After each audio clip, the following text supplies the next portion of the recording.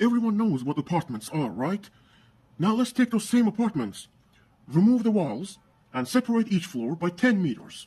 But you might be asking, why do that? Because actual apartments feel a lot more like coffins than homes. And this idea is supposed to have multiple levels of city. And these apartments need to be spaced far enough from each other so that even the most bottom level gets plenty of sunlight. Because sunlight is a source of life. It doesn't just make you see things. But making a city like this helps keep the city tight in a two-dimensional sense. So you do not have to drive for 5 hours to get somewhere. It can instead become like 2 hours plus an elevator.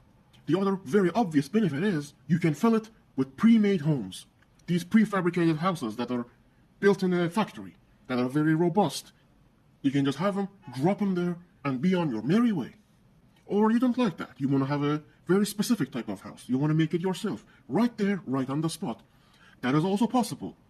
Unlike a normal apartment, you want a Gothic, medieval-looking thing to live in. You can do that. You want a glass cube. You can do that. You want to have one of those rotary houses. You can do that. Because instead of being a very rigid structure, it's basically an open playing field. You can make anything on top of, as long as you don't exceed the weight limit. But hey, maybe I don't want to make a single-person house. I also want to make an apartment on top of it.